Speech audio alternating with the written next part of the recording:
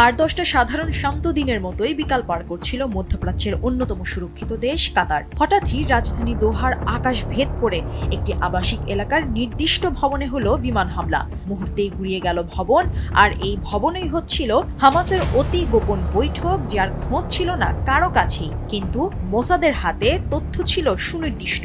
কোথায় হবে বৈঠক, কখন শুরু হবে, কারাই বা অংশ নেবেন, কিছুই বাদ ছিল না।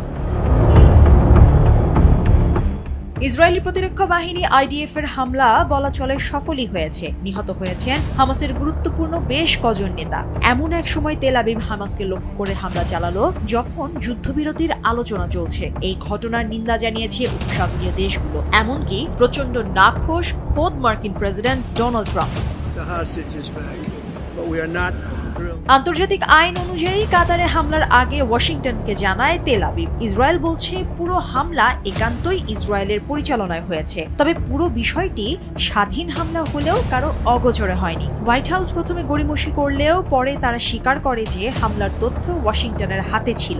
এক বিবৃতিতে ওয়াশিংটন এও জানায় দোহাকে আগে থেকেই জানানো হয় হামলার কথা, কিন্তু দোহা অস্বীকৃতি জানিয়ে বলে বিমান হামলার 10 মিনিট পর হামলা নিয়ে তথ্য জানাতে ফোন কল করে ওয়াশিংটন।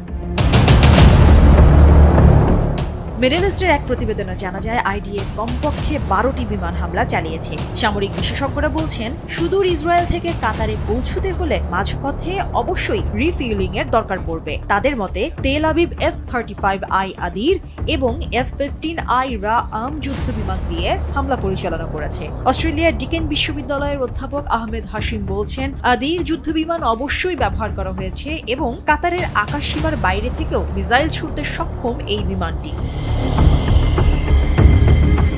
আদির জেট মার্কিন যুদ্ধবিমান F-35 এর কাস্টমাইজড ভার্সন। ইসরায়েল এতে সংযোজন করেছে electronic warfare systems, weapon integration এবং সফটওয়্যার টুইক্স এর মতো প্রযুক্তি। এই বিমান শত্রুপক্ষের রাডারকে সহজেই ফাঁকি দিতে পারে। অন্যদিকে F-15I রাআম যুদ্ধবিমান দূরপাল্লার হামলার জন্য প্রসিদ্ধ। ইসরায়েলি বিমান বাহিনীর জন্য বিশেষভাবে তৈরি। জ্বালানি ট্যাঙ্ক বহনে সক্ষম এই ফাইটার জেটকে নিয়েই হামলা চালানো হয়েছে বলছেন বিশেষজ্ঞরা। ইসরায়েলের নেভাতিম ঘাঁটি থেকে দোহা পৌঁছতে 2250 কিলোমিটার পথ পাড়ি দিতে হয়েছে আদির এবং রাআমের। তবে একটি হামলারও কোনো আভাস পায়নি কাতার। দেশটির প্রধানমন্ত্রী শেখ মোহাম্মদ বিন আব্দুল রহমান আল থানি জানান কাতারের আকাশসীমায় ইসরায়েলি বিমান ঢুকছে তার রাডারেই ধরা পড়ে।